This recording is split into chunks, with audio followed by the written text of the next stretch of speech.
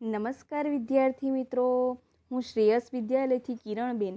આજે આપણે ધોરણ 7 ગુજરાતી માધ્યમ વિષય સામાજિક વિજ્ઞાન વિષયાંક પ્રકરણ 1 રાજપૂત યુગ નવા શાસકો અને રાજ્યો, જેમાં મિત્રો આપણે રાજપૂત યુગ દરમિયાન જે શાસકો થઈ ગયા એમના દ્વારા જે જુદા જુદા રાજ્યોમાં શાસન કરવામાં આવતું હતું અને એમના દ્વારા રાજ્યોમાં જે વિકાસ થયો તે વિશે વિસ્તૃત ચર્ચા કરીશું. વિદ્યાર્થી મિત્રો, પ્રકરણ 1 રાજપૂત યુગ નવા શાસક અને રાજ્યો. મિત્રો, રાજપૂત યુગ એટલે શું?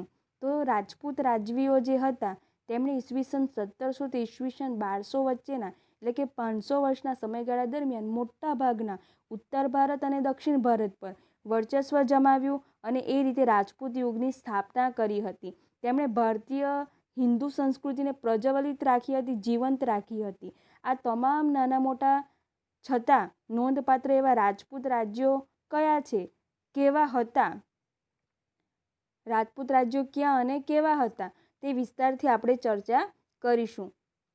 હર્ષવર્ધન પછીનો સમયગાળો. 7મી સદીમાં હર્ષવર્ધનના અવસાન બાદ ઉત્તર ભારતમાં તેમના વિશાળ સામ્રાજ્યનું નાના નાના સ્વતંત્ર રાજ્યોમાં વિભાજન થયું. મિત્રો, ઉત્તર ભારતમાં જે હર્ષવર્ધન રાજા થઈ ગયેલા એમના અવસાન બાદ એમના જે રાજ્યો હતા તેમનું નાના નાના સ્વતંત્ર રાજ્યોમાં વિભાજન થયું. એ જ રીતે પુલિકેશી બીજાના અવસાન પછી દક્ષિણ ભારતમાં સ્વતંત્ર રાજ્યો બન્યા. દક્ષિણ ભારતમાં જે પુલિકેશી બીજા રાજા હતા એમનું વર્ચસ્વ હતું અને એમના અવસાન બાદ ત્યાં પણ સ્વતંત્ર રાજ્યો બન્યા અને નાના નાના રાજ્યોમાં ત્યાં પણ વિભાજન થયું. મધ્યયુગના સમયકાળને ભારતીય ઇતિહાસમાં રાજપૂત યુગ કહેવામાં આવે છે. તો આ રીતે આ જે સમયગાળો છે હર્ષવર્ધન પછીનો સમયગાળો, જેને રાજપૂત યુગ તરીકે ઓળખવામાં આવે છે, એટલે કે મધ્યયુગનો જે સમયગાળો છે તે ભારતના ઇતિહાસમાં રાજપૂત યુગ તરીકે ઓળખાય છે. હવે આ જે રાજપૂતો હતા તે બહાદુર હતા અને ટેકીલા હતા. જે તેમણે કહ્યું હોય તે પ્રમાણે તેઓ તેનું પાલન કરતા હતા, એટલે કે આપેલ વચન પ્રમાણે તેઓ પાળતા હતા. પ્રાણ જાય પરંતુ વચન ન જાય. બરાબર, પ્રાણ જતા રહે પણ તો પણ જે આપેલું વચન હોય તે વચનનું તેઓ નિભાવતા હતા, પાલન કરતા હતા. દુશ્મનને પીઠ બતાવવા કરતાં તેઓ મૃત્યુ વિશેષ પસંદ કરતા હતા. તો કે તેઓ જ્યારે પણ રણ મેદાનમાં ઉતરતા હતા ત્યારે પીઠ બતાવવા કરતાં દુશ્મન સામે સામનો કરવો તેઓ વીરતા માનતા હતા. તેઓ ગૌબ્રાહ્મણ પ્રતિપાલક હતા. શરણે આવેલાનું તેઓ કોઈ પણ ભોગે રક્ષણ કરતા હતા. લડાઈમાં પણ તેઓ અધર્મ આચરતા નહીં. તો આ રીતે રાજપૂતો જે હતા તેઓ ટેકીલા અને બહાદુર હતા. તેઓ ક્યારેય પણ દુશ્મનને પીઠ બતાવતા હતા નહીં અને તેઓ પોતાને શરણે આવેલાનું રક્ષણ કરતા હતા. તેઓ લડાઈમાં ક્યારેય પણ અધર્મ આચરતા હતા નહીં. એમ જ જે રાજપૂતોની રાજપૂતાણીઓ હતી તેઓ પણ વીરતા માટે પ્રખ્યાત હતી. બરાબર, પુત્ર અને પતિને હસતા મુખે યુદ્ધમાં વિદાય આપતી હતી. તેમજ સતીત્વ, નિડરતા અને સત્ય માટે તે પ્રાણની પણ પરવા કરતી હતી નહીં.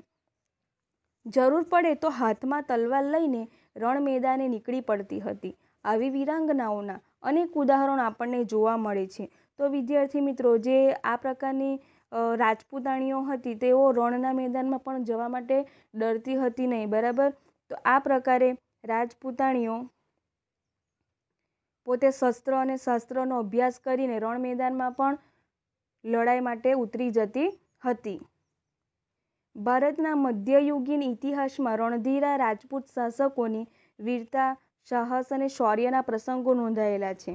આશરે 500 વર્ષ સુધી રાજપૂતોએ ભારતને વિદેશી આક્રમણથી બચાવ્યા હતા અને આવા રાજપૂત રાજ્ય વંશો વિશે આપણે વિસ્તૃત જાણકારી મેળવીશું. તો કે ભારતના ઇતિહાસમાં 500 વર્ષથી પણ વધુ વર્ષ દરમિયાન રાજપૂતોએ રાજ કર્યું હતું અને ભારતને વિદેશી આક્રમણોથી બચાવ્યા હતા. તો એમના વિશે આપણે માહિતી મેળવીશું.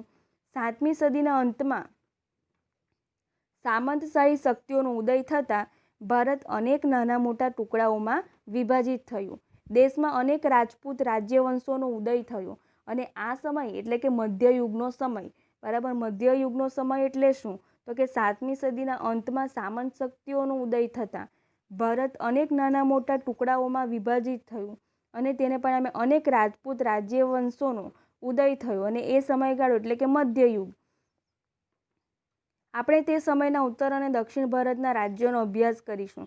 તો આ રીતે 7મી સદીના અંતમાં એટલે કે મધ્યયુગ દરમિયાન ઉત્તર ભારત અને દક્ષિણ ભારતના રાજ્યોમાં કોનું રાજ્ય હતું તે વિશે વિસ્તૃત અભ્યાસ કરીશું. ઉત્તર ભારતના રાજ્યો. મિત્રો, ઉત્તર ભારતમાં કયા રાજપૂતોનું શાસન હતું એ આપણે વિસ્તૃત ચર્ચા કરીશું.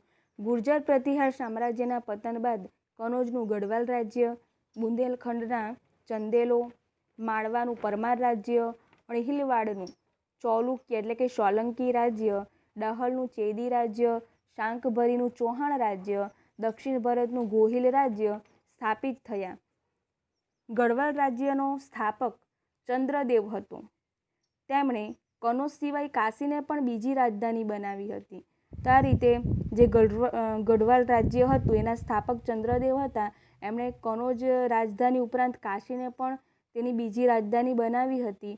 આ વંશમાં મદનચંદ્ર અને ગોવિંદચંદ્ર જેવા શાસકો થઈ ગયા હતા. જેમાં ગોવિંદચંદ્ર આ કુળનો પ્રતાપી અને પરાક્રમી રાજા હતો. તેણે ગઝનીના આક્રમણને અટકાવ્યું હતું તેમજ અનેક બૌદ્ધ વિહારોનો પણ જીર્ણોદ્ધાર કરાવ્યો હતો. તો આ રીતે જે ગોવિંદચંદ્ર હતો તે પ્રતાપી અને પરાક્રમી રાજા હતા. તેમણે ગઝનીના આક્રમણને અટકાવ્યું હતું અને તેમણે અનેક બૌદ્ધ વિહારોનો પણ જીર્ણોદ્ધાર કરાવ્યો હતો. ઉત્તર ભારતના અન્ય શાસકોમાં બુદેલખંડના ચંદેલોનો સમાવેશ થાય છે. જે બુદેલખંડના ચંદેલો હતા એમનો સમાવેશ થાય છે.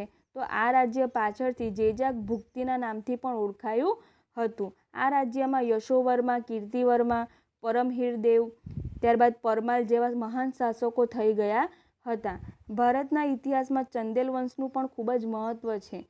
આ જે ચંદેલ વંશ હતું તેમણે ભવ્ય મંદિરોનું નિર્માણ કરાવ્યું હતું, જ્યાં જે તીર્થસ્થાન તરીકે ખૂબ જ પ્રખ્યાત છે. ખજુરાહો, કાલિંજર અને મોહોબા ચંદેલોના મુખ્ય નગરો હતા. ખજુરાહો તેના ભવ્ય મંદિરોના નિર્માણ માટે ખૂબ જ જાણીતું છે.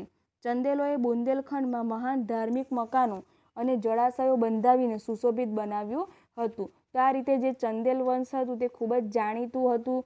તેમનું ખૂબ જ મહત્વ છે. એમણે ભવ્ય મંદિરોનું નિર્માણ કરાવ્યું હતું. ત્યારબાદ એમણે ધાર્મિક મકાનો અને જળાશયોનું પણ નિર્માણ કરાવ્યું હતું. ત્યારબાદ માળવાનો પ્રદેશ પ્રાચીન કાળથી અવંતી અને અથવા ઉજ્જૈનીના રાજ્ય તરીકે જાણીતો છે. ઈસવીસન 820માં કૃષ્ણરાજે પરમાર વંશની સ્થાપના કરી. પરમાર વંશમાં સિયક, મુંજ, ભોજ જેવા મહાન શાસકો થઈ ગયા. જેમાં ભોજ એ પરમાર વંશનો સૌથી શ્રેષ્ઠ રાજા હતો. તો આ રીતે માળવાના જે પ્રદેશ હતા એમાં અવંતી રાજ્ય હતું. એમાં પરમાર વંશની સ્થાપના કરવામાં આવી હતી, જે કૃષ્ણરાજે કરી હતી 820માં. તો કે પરમાર વંશમાં પણ કેટલાક મહાન શાસકો થઈ ગયા, જેમાં સિયક, મુંજ અને ભોજનો સમાવેશ થાય છે. એમાંથી પણ ભોજ એ પરમાર વંશનો સૌથી શ્રેષ્ઠ રાજા ગણાય છે. તેની ખ્યાતિ ભારતના એક આદર્શ લોકપ્રિય રાજા તરીકેની હતી. શા માટે તેમની છબી એક આદર્શ લોકપ્રિય રાજા તરીકેની હતી? તો મિત્રો, રાજા ભોજે ધારાનગરીમાં એક મહાશાળાની સ્થાપના કરી હતી. તો આ રીતે મહાશાળાની સ્થાપના કરી હતી. ફરતી ટેકરીઓની વચમાં સુંદર નગર ભોજનગર એટલે કે ભોજપુર, વર્તમાનમાં ભોપાલ નામનું નગર વસાવ્યું હતું. ચૌહાણ કે ચાહમાન વંશના અનેક રાજપૂત સરદારો ગુજરાત અને રાજસ્થાનના વિવિધ ભાગોમાં રાજ્ય કરતા હતા. તો આ રીતે જે ચૌહાણ વંશના રાજપૂતો હતા સરદારો તે ગુજરાત અને રાજસ્થાનના વિવિધ ભાગોમાં રાજ્ય કરતા હતા. એમાંની એક શાખા 8મી સદીમાં સાંભર સરોવર નજીક શાંકભરી એટલે કે અજમેરની ઉત્તરે આવેલ સાંભર નામના સ્થળે રાજ્ય કરતી હતી. શાંકભરીના ચૌહાણ વંશનો સ્થાપક વાસુદેવ હતો. 12મી સદીના આરંભમાં અજયરાજ શાંકભરીની ગાદી પર બેઠો હતો અને તેણે અજયમેરુ નામની નગરની સ્થાપના કરી હતી, જે પાછળથી અજમેર તરીકે ઓળખાઈ. તો આ રીતે જે શાંકભરી એટલે કે ચૌહાણ વંશનો જે સ્થાપક વાસુદેવ હતો, તો કે ત્યારબાદ એમની ગાદી પર અજયરાજ આવ્યા અને એ અજયરાજ દ્વારા અજયમેરુ નામની નગરીની સ્થાપના કરી, જે પાછળથી અજમેર તરીકે ઓળખાઈ. ગુજરાતના સોલંકી રાજા સિદ્ધરાજ જયસિંહની રાજકુંવરીના લગ્ન ચૌહાણ વંશના અણો રાજ સાથે થયા. તેનો પુત્ર સોમેશ્વર ચૌહાણ ગાદીએ આવ્યો તેના પછી તેનો પુત્ર પૃથ્વીરાજ ત્રીજો ગાદી આવ્યો હતો. આ પૃથ્વીરાજ ત્રીજો ભારતના ઇતિહાસમાં અદ્વિતીય સ્થાન ધરાવે છે. ઈસવીસન 1991માં થાનેશ્વર અને કરનાલ વચ્ચે આવેલા તરાઈના મેદાનમાં શિહાબુદ્દીન ગોરીને પૃથ્વીરાજ ચૌહાણે સજ્જડ હાર આપી હતી. તે પછી ઈસવીસન 1192માં પૃથ્વીરાજ ચૌહાણની હાર થઈ અને દિલ્હીના તખ્તા પર મુસ્લિમ સત્તાનો ઉદય થયો. આ રીતે જે પૃથ્વીરાજ ચૌહાણ હતા એમની ઈસવીસન 1192માં હાર થઈ હતી અને ત્યારબાદ દિલ્હીના તખ્તા પર મુસ્લિમ સત્તાનો ઉદય થયો, એટલે કે દિલ્હીની ગાદી પર મુસ્લિમ સત્તા આવી.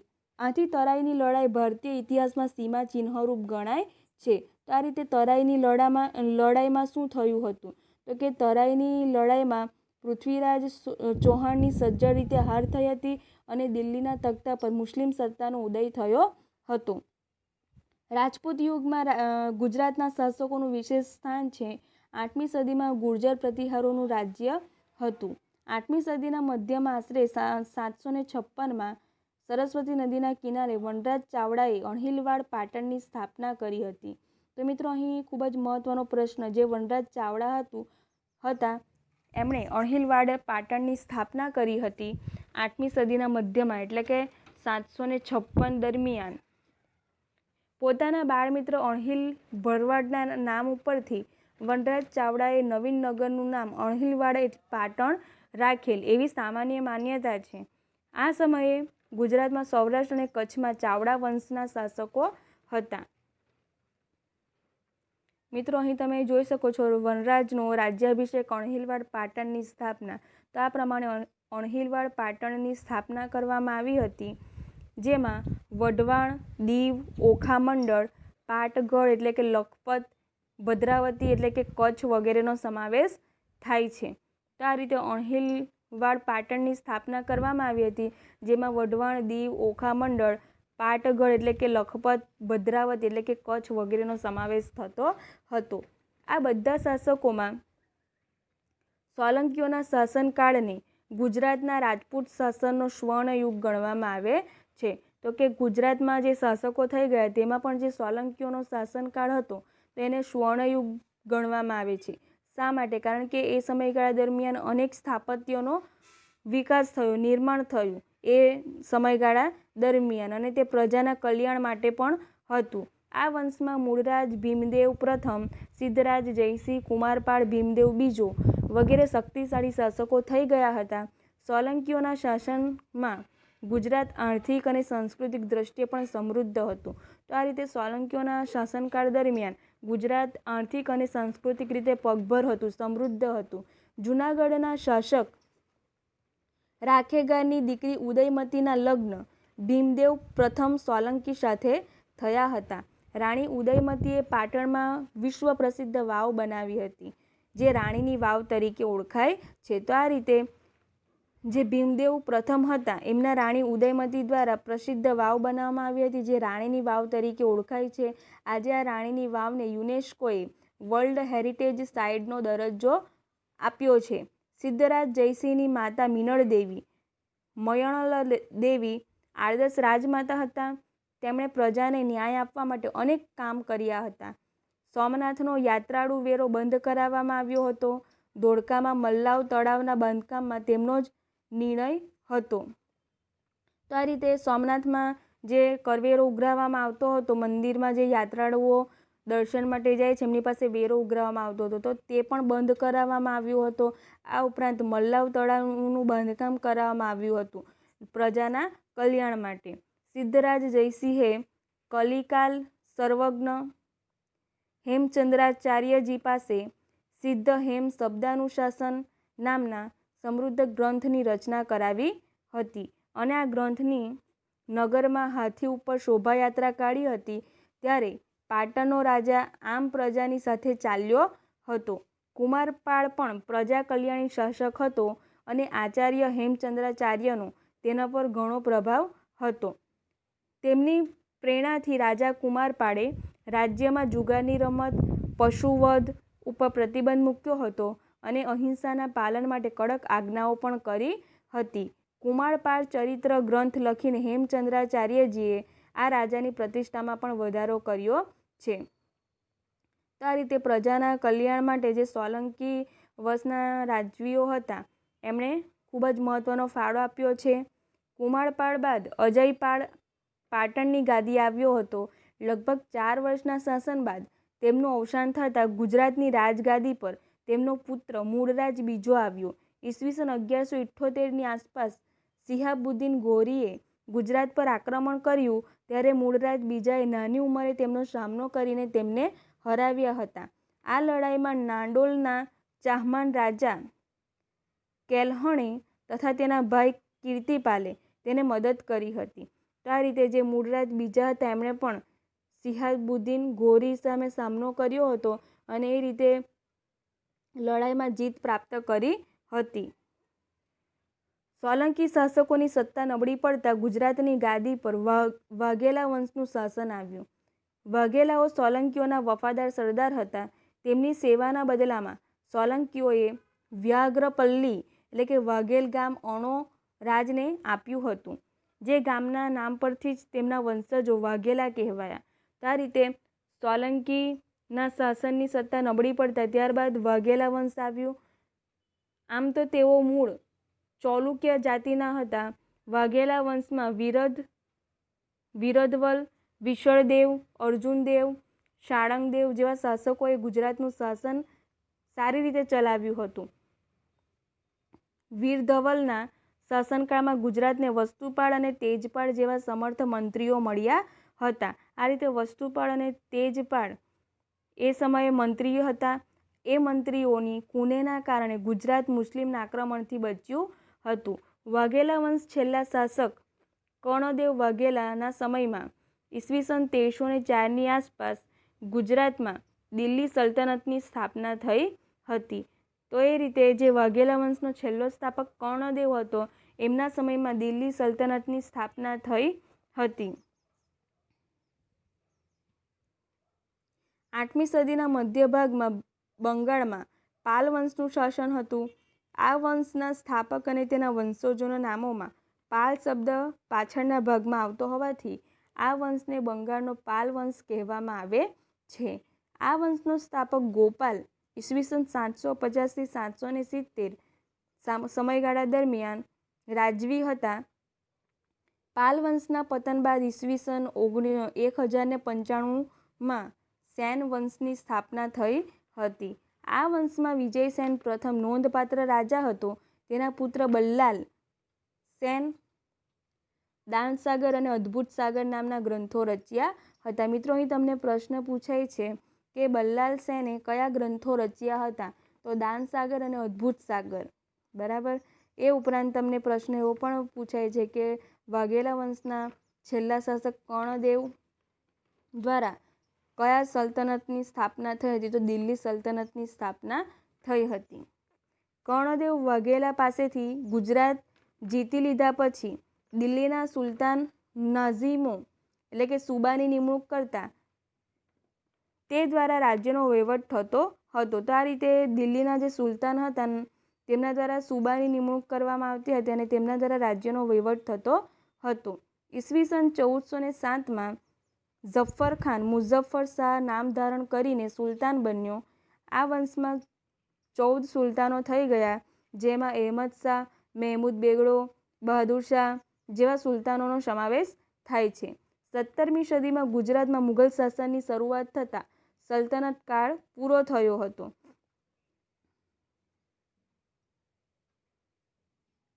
તો વિદ્યાર્થી મિત્રો, આ પ્રમાણે જે વનરાજ ચાવડા હતા એમણે અણહિલવાડ પાટણની સ્થાપના કરી હતી, જ્યારે અહેમદ શાહ હતા એમણે અમદાવાદની સ્થાપના કરી હતી. તો આ પ્રમાણે ઉત્તર ભારતમાં જે તે રાજપૂત રાજાઓનું શાસન હતું તે અને તેમના દ્વારા કયા પ્રદેશમાં એમનું શાસન હતું તે વિશે વિસ્તૃત ચર્ચા કરી. વિદ્યાર્થી મિત્રો, અહીં તમને પ્રશ્ન પૂછાય છે, અણહિલવાડ પાટણની સ્થાપના કોના દ્વારા કરવામાં આવી? રાણીની વાવ કોના દ્વારા નિર્માણ થઈ? તો એ વિશે તમને પ્રશ્ન પૂછાય છે. ત્યારબાદ જે વાઘેલા વંશના છેલ્લા સ્થાપક કોણ હતા એ પણ તમને પૂછાય છે. તો તમારે આ પ્રશ્ન યાદ રાખવાના છે. ત્યારબાદ છે દક્ષિણ ભારતના રાજ્યો. દક્ષિણ ભારતમાં કયા રાજાઓનું શાસન હતું અને કયા પ્રદેશ પર તેમનું શાસન હતું તે વિશે વિસ્તૃત ચર્ચા કરીશું. તો નર્મદા નદીની દક્ષિણમાં આવેલા રાજ્યોને દક્ષિણના રાજ્યો કહેવામાં આવે છે. નર્મદા નદીથી દક્ષિણ તરફ આવેલા તો તે રાજ્યોને દક્ષિણ રાજ્ય તરીકે ઓળખવામાં આવે છે. 8મી સદીમાં ઉત્તર ભારતની જેમ દક્ષિણ ભારતમાં અનેક નાના મોટા રાજવંશો સ્વતંત્ર થયા. તો વિદ્યાર્થી મિત્રો, ભારતના મધ્યમાંથી જે કર્કવૃત પસાર થાય છે એને પરિણામે ભારતના 2 ભાગ પડે છે, ઉત્તર ભારત અને દક્ષિણ ભારત. તો આ દક્ષિણ ભારત હતું એમાં નાના મોટા અનેક રાજવંશો થઈ ગયા હતા. તેમાંથી ચાલુક્ય, રાષ્ટ્રકૂટો, પલ્લવ, ચોલ, પાંડ્ય, ચેર જેવા રાજ્યવંશો વિશે ટૂંકમાં આપણે જાણકારી પ્રાપ્ત કરીશું. ચાલુક્ય વંશનો પ્રથમ રાજા જયસિંહ હતો. પુલકેશી પ્રથમ ઈસવીસન 540માં વાતાપીને રાજધાની બનાવીને અલગ સ્વતંત્ર રાજ્ય સ્થાપ્યું. તો આ રીતે પુલિકેશી પ્રથમ હતા, એમણે 540માં પોતાનું અલગ રાજ્ય સ્થાપ્યું હતું, વાતાપીને રાજધાની બનાવી હતી. આ વંશ વાતાપી વર્તમાન સમયમાં બાદામીના ચાલુક્ય વંશ તરીકે ઓળખાયો. આ વંશમાં કીર્તિવર્મા, પુલકેશી પ્રથમ, પુલકેશી બીજો જેવા મહત્વના શાસકો થઈ ગયા હતા. વાતાપીના ચાલુક્યોની સત્તા નબળી પડી ત્યારે તેમની એક શાખા કૃષ્ણા અને ગોદાવરી નદીના વચ્ચેના પ્રદેશોમાં સ્થાપિત થઈ. તો આ રીતે જે ચાલુક્ય વંશ હતો એમની સત્તા નબળી પડી હતી અને ત્યારે તેમની જ એક શાખા કૃષ્ણા અને ગોદાવરી નદી વચ્ચેના જે પ્રદેશો છે ત્યાં સ્થાપિત થઈ હતી અને તેમનો સ્થાપક એટલે કે વિષ્ણુવર્ધન હતો. આ પૂર્વીય ચાલુક્ય શાસકોએ પોતાની રાજધાની વેગીમાં રાખી હોવાથી તેઓ વેગીના ચાલુક્યો તરીકે ઓળખાયા. તો આ રીતે જે ચાલુક્ય વંશ હતો તે વાતાપીમાં રાજધાની હતી. ત્યારબાદ એમની સત્તા નબળી પડતા તેઓ કૃષ્ણા અને ગોદાવરી નદીના પ્રદેશોમાં તેમની એક શાખા સ્થાપી, જેના સ્થાપક વિષ્ણુવર્ધન હતા અને તેમની રાજધાની વેગી રાખવામાં આવી. તેથી તેઓ વેગીના ચાલુક્ય તરીકે ઓળખાયા હતા. વાતાપી અને વેગીની જેમ જ કલ્યાણીમાં પણ ચાલુક્ય વંશની એક શાખા હતી. વાતાપી અને વેગી બાદ ચાલુક્ય વંશની એક શાખા કલ્યાણીમાં હતી.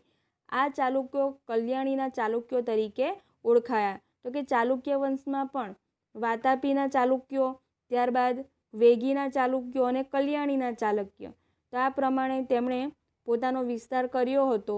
દક્ષિણમાં ચાલુક્ય વંશની પડતી થઈ ત્યારે રાષ્ટ્રકૂટો વંશની સત્તાનો ઉદય થયો હતો.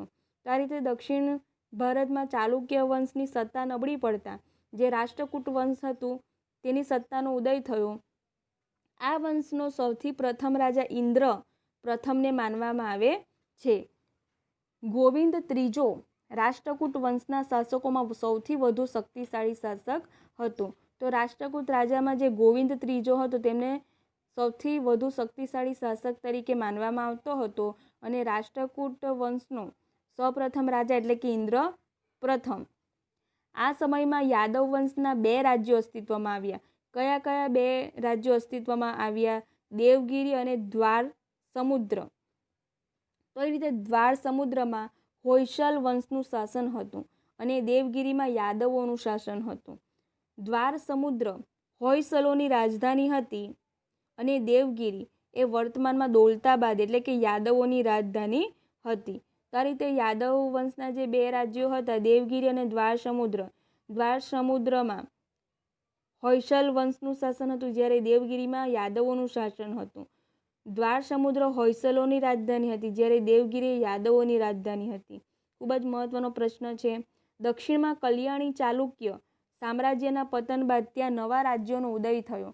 તો આ રીતે દક્ષિણમાં જે કલ્યાણી ચાલુક્ય રાજા હતા એમની સત્તા પણ નબળી પડી અને ત્યાં નવા રાજ્યોનો ઉદય થયો. તેમાં વિરંગલના કાકિત્ય પણ હતા. કૃષ્ણા અને કાવેરી નદીના વચ્ચેનો ભૂમિ પ્રદેશ ઉપર તેમનું રાજ્ય હતું. તો આ રીતે વિરંગલના જે કાકિતીય હતા તો એમનું જે કૃષ્ણા અને કાવેરી નદીનો પ્રદેશ હતો ત્યાં એમનું શાસન હતું. વિરંગલ તેમની રાજધાની હતી. આવો જ એક મહત્વનો વંશ એટલે કે પલ્લવ વંશ હતો. આ વંશની સ્થાપના બપ્પદેવે કરી હતી. તેમની રાજધાની કાંચીપુરમમાં હતી. તો આ રીતે જે પલ્લવ વંશ હતો એમના સ્થાપક તરીકે બપ્પદેવને માનવામાં આવે છે અને તેમની રાજધાની કાંચીપુરમમાં હતી. મહેન્દ્રવર્મા પ્રથમ, નરસિંહવર્મા પ્રથમ અને નરસિંહવર્મા બીજો આ વંશના મહત્ત્વના સ્થાપક હતા. તો પલ્લવ વંશના મહત્ત્વના સ્થાપક કયા કયા છે? શાસકો કયા કયા છે? મહેન્દ્રવર્મા પ્રથમ, નરસિંહવર્મા પ્રથમ અને નરસિંહવર્મા બીજો. તાંજોર, ત્રિચિન્નાપલ્લી અને પદ્દુકોટ્ટઈ જ્યાં આવેલા છે ત્યાં મધ્યકાળમાં ચોલ મંડળનું રાજ્ય હતું. તાંજોર તેમની રાજધાની હતી.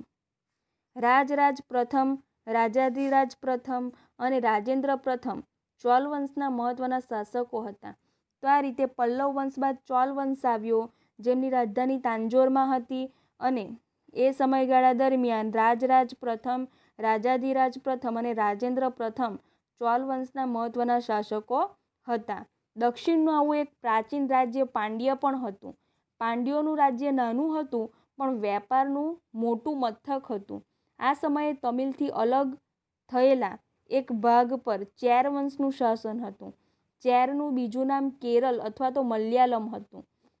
અયન ચેર વંશનો પ્રથમ શાસક હતો અને સેતુંગવન ચેર શાસકોમાં સર્વશ્રેષ્ઠ શાસક હતો. આ રીતે સેતુંગવન એ ચેર શાસકોમાં સર્વશ્રેષ્ઠ શાસકો હતો. તો આ પ્રમાણે દક્ષિણ ભારતમાં જે તે રાજ્યો પર જે શાસકો થઈ ગયેલા તે વિશે આપણે વિસ્તૃત ચર્ચા કરી, જેમાં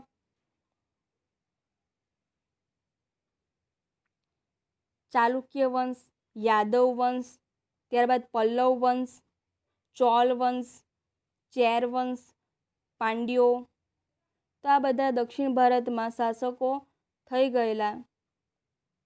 ત્યારબાદ રાજપૂત યુગની શાસન વ્યવસ્થા. રાજપૂત યુગમાં કયા પ્રકારની શાસન વ્યવસ્થા હતી એ વિશે વિસ્તૃત ચર્ચા કરીશું. તો રાજપૂત યુગમાં વિવિધ રાજ્ય વંશોનું શાસન હતું, જે આપણે ઉપર જોઈ ગયા. ઉત્તર ભારત અને દક્ષિણ ભારતમાં હતું. એ સમયમાં શાસક રાજ્ય વંશોમાં પરિવર્તન આવતા, પરંતુ રાજનીતિક પરિસ્થિતિમાં કોઈ ફેરફાર જોવા મળતા હતા નહીં. તો કે રાજ્ય વંશોમાં ફેરફાર થતા, જેમ કે ચાલુક્ય વંશ હતું, ત્યારબાદ યાદવ વંશ આવ્યું, પરંતુ એમ છતાં પણ જે રાજનીતિક પરિસ્થિતિ હતી એમાં કોઈ ફેરફાર કરવામાં આવતા હતા નહીં. રાજપૂત યુગમાં રાજાનું પદ વંશ પરંપરાગત હતું. રાજાનો જ્યેષ્ઠ પુત્ર રાજ્યાધિકારી બને તેવું હતું નહીં. રાજા પોતાના પુત્રોમાંથી ઉત્તરાધિકારી તરીકે કોઈ એક પુત્રને યુવરાજ બનાવતા અને આ યુવરાજ પાછળથી રાજા બનતો હતો. તો વિદ્યાર્થી મિત્રો, જે રાજા વંશ પરંપરાગત હતું, એટલે કે જે રાજાનું પદ હતું તે વંશ પરંપરાગત હતું. રાજાએ પોતાના જ્યેષ્ઠ પુત્ર એટલે કે મોટા પુત્ર હોય એમને જ રાજ્યાધિકારી બનાવે, રાજ્યનો અધિકારી બનાવે એવું હતું નહીં, પરંતુ કોઈ પણ જે શ્રેષ્ઠ હોય છે એમને ઉત્તરાધિકારી બનાવવામાં આવે અને આને યુવરાજ જે હોય છે એમને રાજા તરીકે માન આપવામાં આવતું હતું. લોકો અથવા તો રાજ દરબારીઓએ ચૂંટણી કરીને અથવા તો પસંદગી કરીને રાજાઓની પસંદગી કરી હોવાના ઉદાહરણો છે.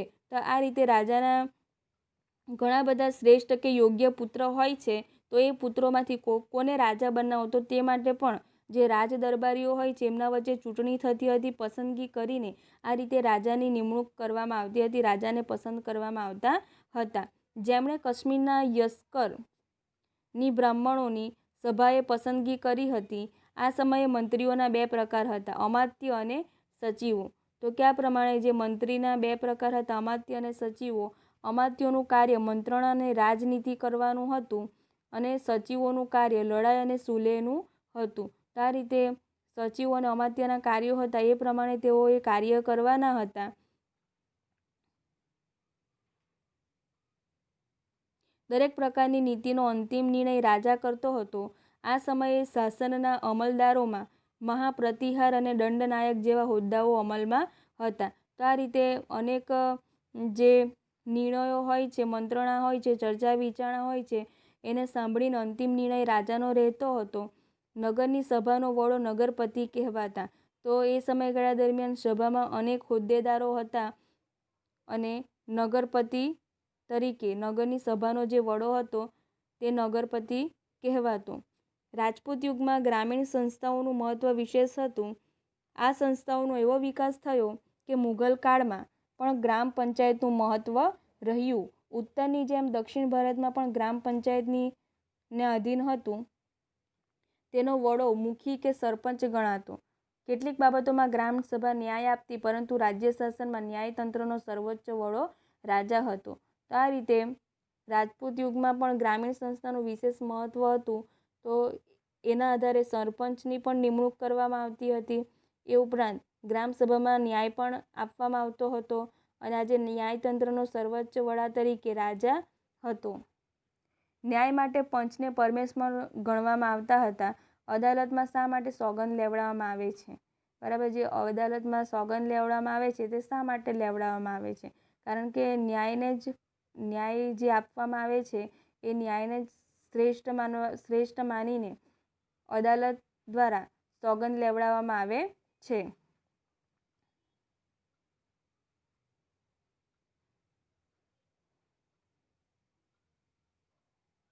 ત્યારબાદ વેપાર વાણિજ્ય.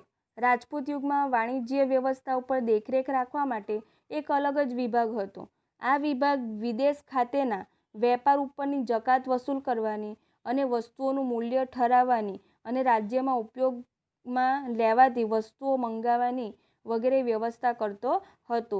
તો કે રાજપૂત યુગ દરમિયાન વેપાર વાણિજ્ય કયા પ્રકારનો હતો? તો કે એને દેખરેખ રાખવા માટે એક અલગ જ વિભાગ રાખવામાં આવ્યો હતો અને એ વિભાગ દ્વારા વેપાર પર જકાત વસૂલ કરવાની, ત્યારબાદ જે વસ્તુઓનું મૂલ્ય હોય છે તે નક્કી કરાવવાની, ત્યારબાદ રાજ્યમાં જે ઉપયોગમાં લેવાતી વસ્તુઓ હોય છે તે અન્ય રાજ્યોમાંથી મંગાવવાની, એ પ્રકારની વ્યવસ્થા વેપાર વાણિજ્યના વિભાગ દ્વારા કરવામાં આવતી હતી. મુખ્ય કર જમીનની ઉપજનો 6થો ભાગ હતો.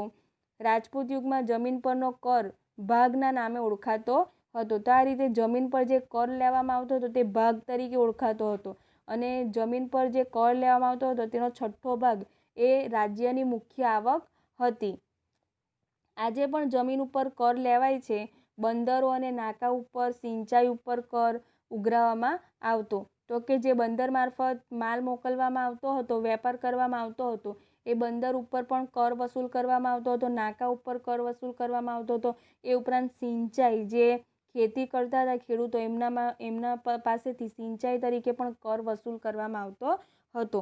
આ સમય દરમિયાન દરિયાપારના વેપાર માટે ગુજરાતના સ્તંભ તીર્થ એટલે કે ખંભાત અને ભુજ કચ્છ એટલે કે ભરૂચ બંદરો જાણીતા હતા. તો કે આ રીતે વેપાર કરવા માટે મહત્વના સ્થળ તરીકે ગુજરાતનું ખંભાત અને ભરૂચના જે બંદરો હતા તે પ્રખ્યાત હતા.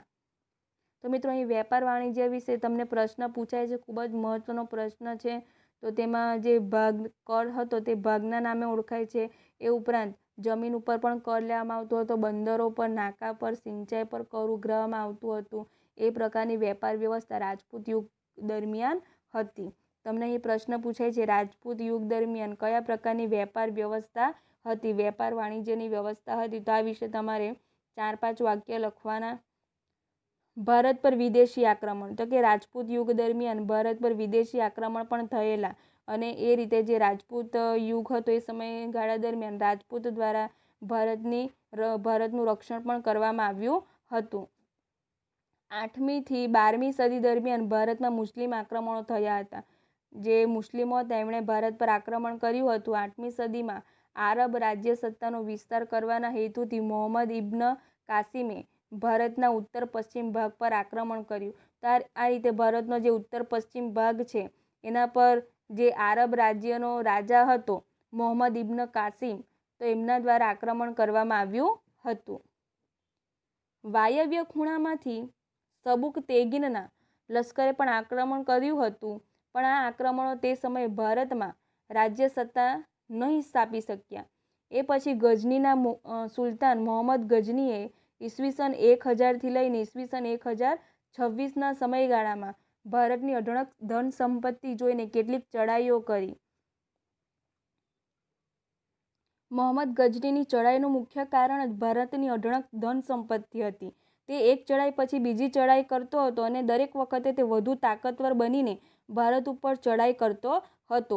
આ સમયે ભારતના શાસકો એક થઈને શક્તિશાળી બની શક્યા હતા નહીં. પરિણામે ઈસવીસન 1025માં તેણે સોમનાથ પર ચઢાઈ કરીને અઢળક સંપત્તિ લૂંટી ગયો હતો. તો આ રીતે જે ભારતના શાસકો હતા, ભારતના જે રાજપૂત રાજાઓ હતા, તેઓ એકજૂઠ થઈ શક્યા નહીં, તેઓ એકતા જાળવી શક્યા નહીં, એકતા કેળવી શક્યા નહીં અને તેને પરિણામે જે મોહમ્મદ ગજની હતા એમણે સોમનાથ પર ચઢાઈ કરી અને ભારતની અઢળક સંપત્તિ લૂંટીને લઈ ગયો. મોહમ્મદ ગજનીની ચઢાઈ બાદ આશરે 150 વર્ષ બાદ પુનઃ ભારત ઉપર તે જ દિશામાંથી આક્રમણ થયું. અગાઉના આક્રમણોની વાત ભારતીય શાસકો ભૂલી ગયા હતા. મોહમ્મદ ગજનીના અવસાન બાદ સત્તા માટે ગજનીમાં લડાઈઓ ચાલુ થઈ, પણ આ સમયે સત્તા સ્થિર થઈ હતી નહીં. ત્યારે આપણા શાસકો આ નબળાઈનો લાભ લઈ શક્યા હતા નહીં. પરિણામે 12મી સદીના અંતમાં શિહાબુદ્દીન ગોરીએ આક્રમણ કર્યું. શરૂઆતમાં તેને કેટલીક હાર સહન કરવી પડી હતી. છેવટે તરાઈના મેદાનમાં તેણે બીજી ચઢાઈમાં પૃથ્વીરાજ ચૌહાણને હાર આપી અને દિલ્હીમાં સત્તા પ્રાપ્ત કરી હતી. તો આ રીતે મોહમ્મદ ગજની બાદ જે શિહાબુદ્દીન ગોરી હતા એમણે આક્રમણ કરેલું અને એમણે પૃથ્વીરાજ ચૌહાણને હાર આપીને દિલ્હી પર સત્તા પ્રાપ્ત કરી હતી. તો આ રીતે ભારતની ધન સંપત્તિથી આકર્ષાઈને જે મુસ્લિમ શાસકો હતા એમણે આક્રમણ કર્યું હતું. તો અહીં આપણું આ પ્રકરણ પૂર્ણ થાય છે. સ્વાધ્યાયના મહત્વના પ્રશ્ન. પ્રશ્ન 1, પ્રશ્ન 2. પ્રશ્ન 2માં અ અને બ અને પ્રશ્ન 3 જેમાં અ અને બ પરીક્ષાની દ્રષ્ટિએ ખૂબ જ મહત્વના પ્રશ્નો છે. પરીક્ષામાં તમારા સ્વાધ્યાયના જ પ્રશ્નો કરવાના છે. એ સ્વાધ્યાયના પ્રશ્નોમાંથી જ પરીક્ષામાં પૂછાશે. થેન્ક યુ વિદ્યાર્થી મિત્રો.